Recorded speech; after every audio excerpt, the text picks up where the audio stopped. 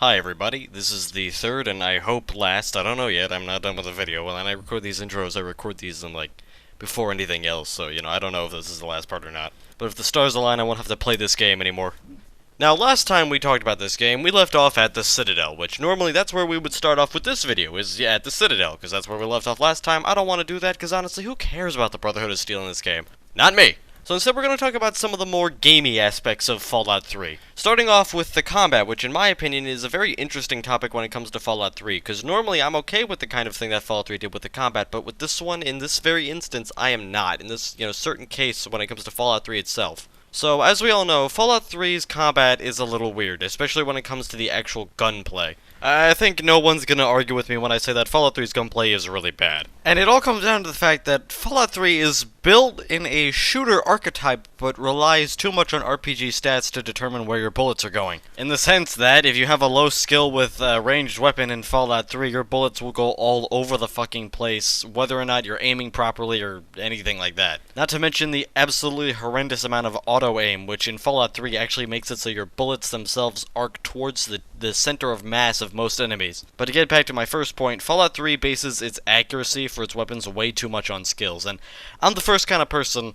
to argue that this isn't always a bad thing, right? I play a lot of CRPGs where you just miss because you didn't have enough skill in something, and that's fine to me. But when you're building your game around being like a shooter like Fallout 3 is, I don't think that that's the best way to go. Shooters usually tend towards relying on player aim to actually get bullets going where you want them. That's kind of the point. And when your bullets aren't going where you think they should be just because of RNG, it can feel like you're getting cheated out of damage or a kill or what have you. I mean, I think people blow it out of proportion for how bad it really is in Fallout 3 when it comes to just actual spread, but it is still a little bit of a problem. Personally, I think everybody is okay with the way New Vegas and later on Fallout 4 did it, where skills will just increase your damage and your ability to wield certain weapons instead of how accurate you actually are with them. Because at least it then makes the player feel like they're in control of where their bullets are going and aren't just getting, cheated because the computer determined that they are. Personally, I don't find this to be as much of a problem when it comes to, CRPGs, because those are all tactical and they're based on your strategy instead of just, pure mechanical skill. Fallout 3 is not the case. Fallout 3 is based way more on your mechanical skill, your ability to move a mouse or a controller stick, and aim and kill people. And when you make it so that that comes down to just skill points, it becomes a little bit unfair. I mean, you can make the argument that it's your fault for not putting enough skill points into something early, and I mean, yeah, fair enough, but I don't think you should have to waste 5 levels pumping points into small guns just to have your pistol shoot correctly. You can still have all the guns be inefficient just by dropping their damage or their armor penetration or whatever, but still have the shots hit stuff. When you're making one of these kind of first-person shooter type RPGs or action RPGs or anything, you want to take player skill in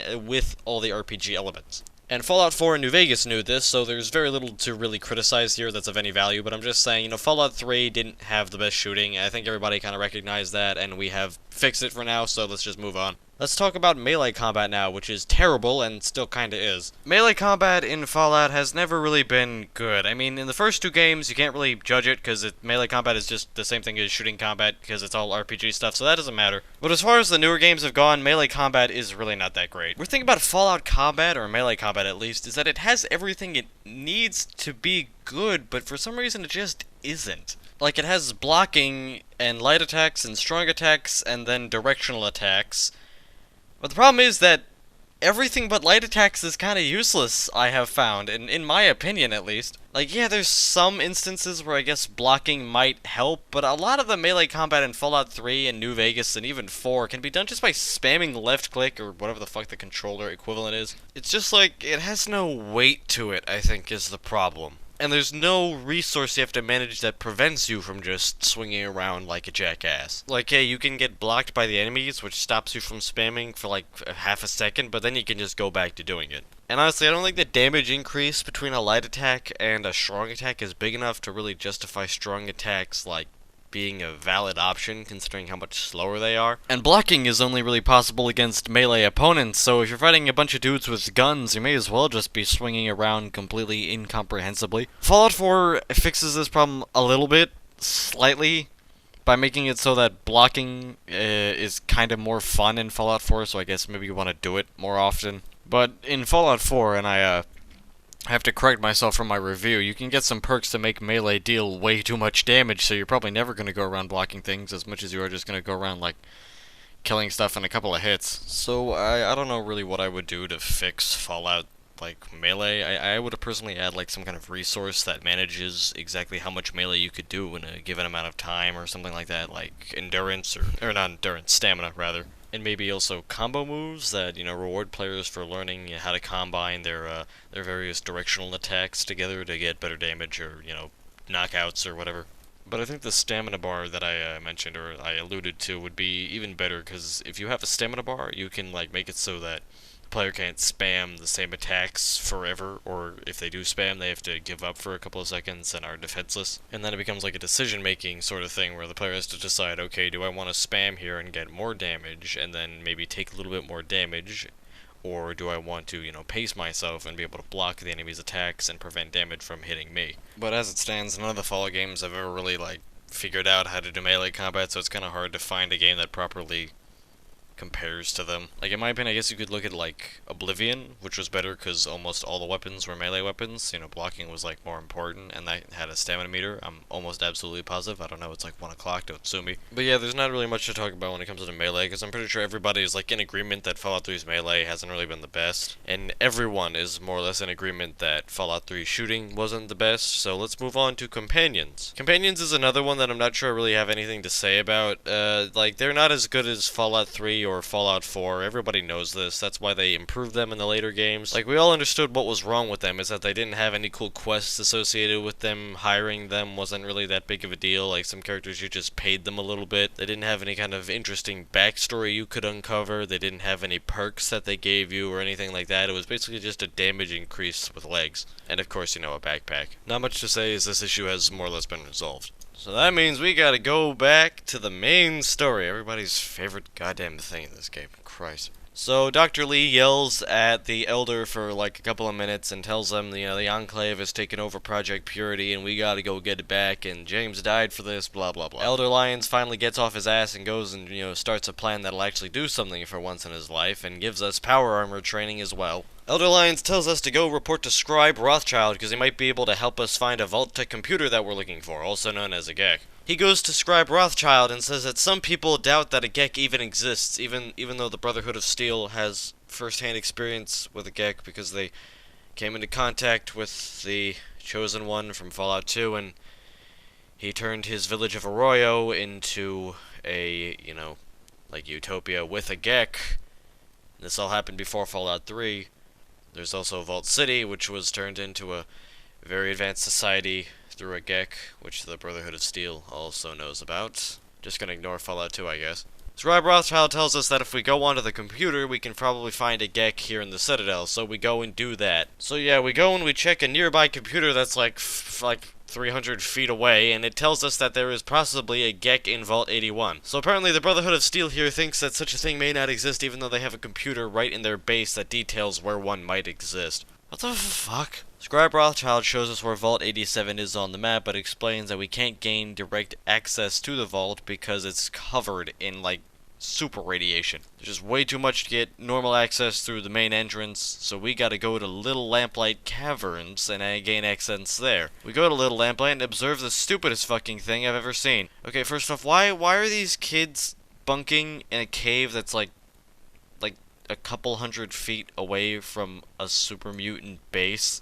Like, it's not like they're part of the super mutant army or anything. They have to build, like, walls to protect themselves from them, and there's nothing directly, explicitly stating that they are part of the super mutants, like, force, or that they're being harvested by the super mutants. Because I know that's a popular fan theory when it comes to Little Lamplight, and one I personally accept.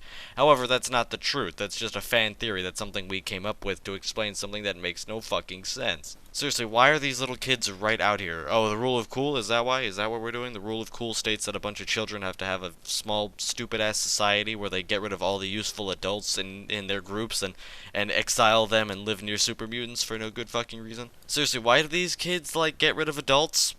The adults are, like, infinitely more useful. Why don't the adults just, like, overthrow the little kids? Also, these gates operate by having functioning motorcycles, like, lift the gates up. Why don't the kids or the adults just, like, steal the motorcycles or something like that? How did these kids build all of this exactly? Like, how did they lift a motorcycle into the cave and then, like, suspend it by a couple of ropes over onto their gate. Yeah, I'm gonna stop asking questions. It's the only way I'm gonna survive Fallout 3. So basically, this dumbass kid tells us that we can't enter Little Lamplight because it's for kids only, and you deal with him in one of a variety of ways. You can either talk to him or do what I do, open up the console and disable him and the gate. We walk through a little bit more of Little Lamplight and eventually actually find Vault 87. Hooray, we're finally done with this stupid cave crap. We fight our way through Vault 87 for a little bit until we find the unfamiliar sound of an NPC trying to talk to us, who is Fox, everybody's favorite super mutant because he has all the best stats of all the companions. Fox asks us to let him out of his little cage cell testing chamber thing in exchange for him helping us get the Gek, which we probably can't get ourselves because the room inside is absolutely flooded with radiation. Fox, being a super mutant, is near immune to radiation and decides to go get the Gek for us. Fox gives us the Gek and we make our way back out of Vault 87, but not before we're sabotaged by the Enclave. Yes, the Enclave, in a surprising display of intelligence for this game, decided to let us clear out the entire vault beforehand, then ran in after us and sabotaged us, knocking us out and grabbing the Gek from us and then taking us into prison. Wonder what happened to all those kids they had to go through. Either they didn't care about them or they,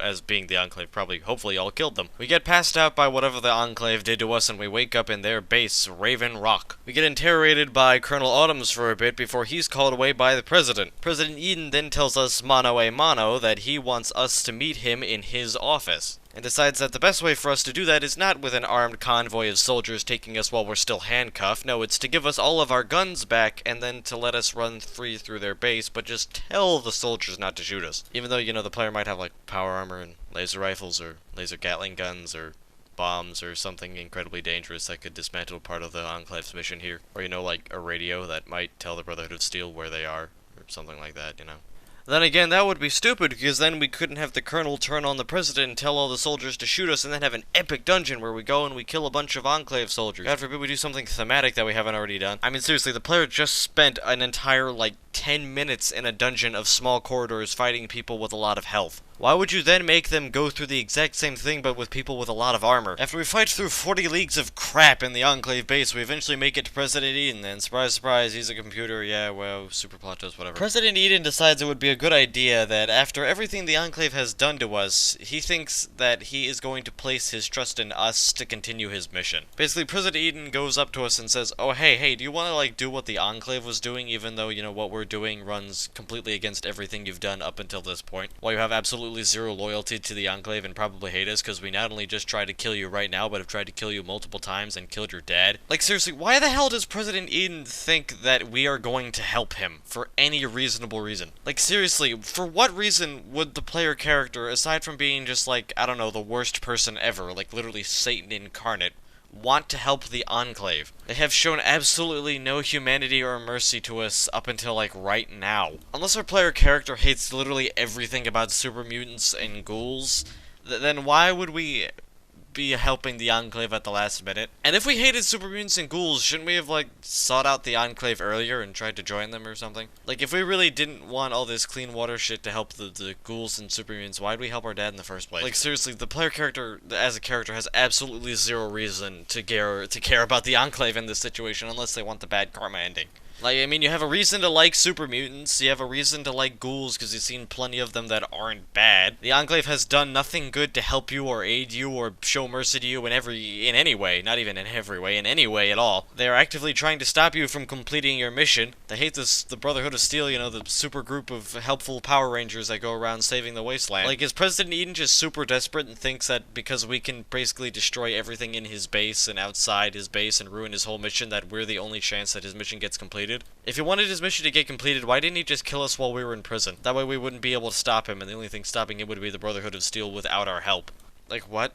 Now, there is one thing he does that's, I guess, sort of reasonable, and that's blowing up the Enclave base if you convince him hard enough. You can basically tell Eden that he's already lost control of all of his own soldiers, so how do we know that they're gonna do the mission? I mean, even though they're, all committed to the exact same cause that President Eden is, so, why would they not do what he wants? Eden has gotta be the stupidest fucking AI I've ever seen. So yeah, fucking Eden blows up the Enclave base for a completely terrible reason that he didn't think for more than like 5 seconds, or more so that the developers didn't think about for more than 5 seconds. We get to see another big, cool explosion, which at this point in Fallout has like absolutely zero thematic importance, or like uniqueness, or anything special about it. Like, we have seen so many fucking explosions of greater scale than this even in this series that blowing something up is not that cool anymore, I'm just saying. But I guess for some reason we still can't figure out a way to end a Fallout game without like a nuclear reactor going off. Fuck it. I mean, except for New Vegas, but you know what I'm saying.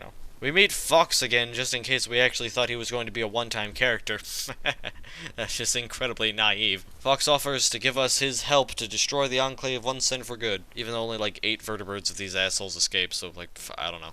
Okay, so we go back to the Citadel and we tell the Brotherhood of Steel that the Enclave have the Gek and we need to go stop them. However, you can also tell Elder Lions that you have the virus that they were planning on putting into the project, like, the water, so, like, why do we care? Like, yeah, the Enclave has the purifier working, but we also have, like, the ace in the hole that they were gonna use to actually make it a weapon. Pretty sure now all they can do is, like, make water, which is what we're gonna do anyway. Or I guess they can, like, hold the water hostage, which is what we were doing beforehand, so, like, what's the matter here? This also just made me realize how fucking stupid Eden is for placing his entire trust and the only ace in the hole that he had against the Brotherhood in the hands of someone who had absolutely zero loyalty to him in any way. Fuck! Okay, but I guess it's of some importance that we stop the Enclave right now, even though we have their entire thing, like their whole plan, and I just gave it to Lions, and it's in the base, so they can't get it.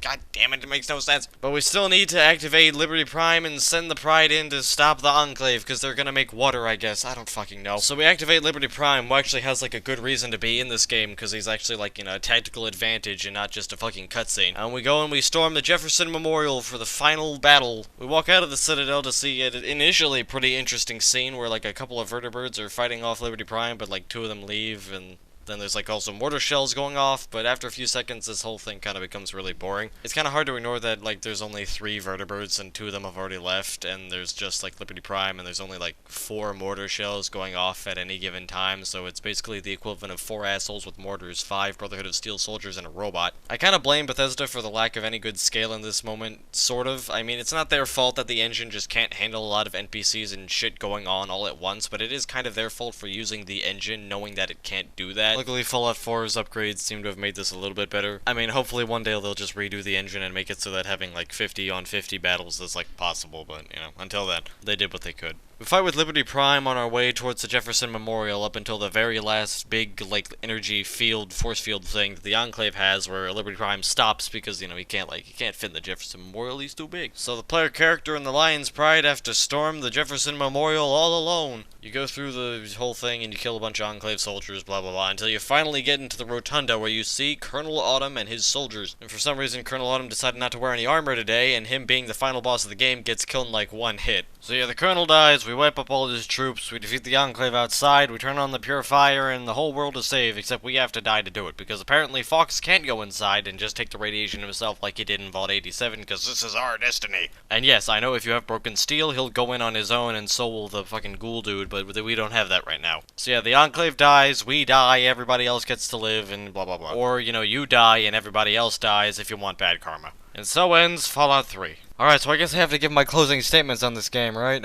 First off, I apologize if I seem really, flustered and uninterested in this. I am so sick of playing Fallout 3. More importantly, I'm tired of talking about Fallout 3. But we're almost at the end, so I can't back out now, right? So, Fallout 3 is not a very good Fallout game. We've all kind of come to that conclusion, and a lot of people agree with me on that point. I've made my arguments on why it's not a good Fallout game, and I've basically said my case here. It's been like an hour and 45 minutes. And you probably think I really hate this game, but actually I don't entirely hate Fallout 3. Like, I don't think that Fallout 3 is the worst Fallout game that could have ever been made. It was just sort of a misguided one made by people who didn't really know what they were working with, because it was like their first time doing it, and they didn't really have the insider knowledge on what makes this universe tick. It's kind of like what Dark Souls 2 is to the Dark Souls franchise. It just didn't have the original people, or enough of the original people, or whatever, and it just wasn't as good as the other ones, but it's still pretty decent, right? Like, say what you will about Fallout 3, it's not the worst thing that's ever happened to Fallout. Fallout Brotherhood of Steel is, and if you don't know what that is, go look that one up. Like, at the end of the day, Fallout 3 is still an RPG. It still has stuff that makes Fallout, even if sometimes it's a little misguided in what it knows what Fallout is. The story isn't very good, there's not very good karma, you basically can only do, one fucking faction in the game. The side quests and exploration, however, are kind of where the main bulk of the game is, and those are at least decent enough. Like, Fallout 3 has more or less all the elements that made the previous Fallout games Fallout and made them good, but they just don't work as well in Fallout 3 because they weren't thought out as much. Fallout 3 probably would have been a lot better if they cared about how their world worked and cared about less about, like the rule of cool instead of, caring about how things function in this world and making sense and making things memorable without some kind of big explosion. I mean, that's what made the first two games really cool, is that it has like a lot of just player freedom and the stories make sense and the characters function in decent ways, even though there are a lot of colorful, nonsensical characters to kind of counterbalance that. And Fallout 3 has a lot of cracky, kooky, whatever the word is, wacky I think is what I was going for, characters to counterbalance the serious stuff, but the serious stuff is where it all kinds of falls apart. Nobody in this game is making sensible decisions, the ecosystem fucking doesn't even work, nothing about this game makes any sense. But at the end of the day, in my opinion, you can at least boot it on, stop thinking about it, and still enjoy a Fallout game. Not a good one, but a Fallout game. One with some amount of player freedom that actually catalogs what you do and has the world react to the stuff you're going around and doing in at least some way. One with lots of quests and lots of characters to meet and lots of good stuff to do and lots of player freedom where you can go around and just do whatever the hell you want. And one with some decent, not great, but fun stories to tell. It's far from how bad I think Fallout 4 is for the franchise, because Fallout 4 shows that they literally just took out a shit ton of RPG elements and give you a big open world with a lot of enemies to shoot and a lot of quests, with some serious air quotes on that one, to do, but no actual, substance to any of this. Like, Fallout 3 is a big open-ended RPG set in the post-apocalypse, whereas Fallout 4 is a big open sandbox game where you go around shooting mutants for 3 hours before you turn off the game. And I think that the only thing that really prevents Fallout 3 from being an actually good Fallout game is the fact that its stories just don't work out as well, its characters just don't make as much sense, the story doesn't have all the, 20 years of lore and politics that New Vegas did. Because, I mean, at the end of the day, Fallout New Vegas, in my opinion, is just a strictly better video game than Fallout 3 is. It's the same thing, it's the same formula, it's the same game pretty much. It's a mod, basically. New Vegas is more or less just a mod of Fallout 3, but it just has better stories and better lore, and there's more actual wasteland politics to it, and people make sense, and you're allowed to be your own character more, and it just has more of what Fallout is. Like I've said before, and I'll say again, Fallout is about people making sensible-ish decisions in a wacky post-nuclear wasteland. It's about player freedom, being able to fuck with that post-nuclear wasteland all you want. It's about big groups of people shooting each other. And yeah, Fallout 3 has a couple of big groups of people shooting each other, but not for better reasons than Fallout New Vegas has. Also, New Vegas relied less on big, flashy set pieces to get certain points across or to make the player feel a certain way. I'll tell you one thing, I did not feel really tense being in the Enclave base because I knew it was just a big dungeon that had an explosion. However, on my very first speech character in Fallout New Vegas, I felt really tense when I was actually talking to Leggett Lanius, because I knew in my mind that even though I was talking him down now, I might not be able to talk him down totally because he's fucking crazy. And since on that character I limited the amount of skill points I actually got by not leveling up as much, I knew I couldn't beat him in combat, so I was basically just teetering on the possibility that he might not kill me. And when I was able to talk him down, it was infinitely cooler than having the Enclave base or the Institute base or the Super Mutant base or the Enclave base in Fallout 2 explode. It was just really cool to see Leggett Lanius actually back down from being the fucking warmonger that he is and actually wait patiently for a proper challenge and let everybody live for a few more years. Because he's scary and threatening as shit, and he's a lot cooler than an explosion. However, Bethesda doesn't seem to understand this with their Fallout games, that you don't need explosions to have something cool happen.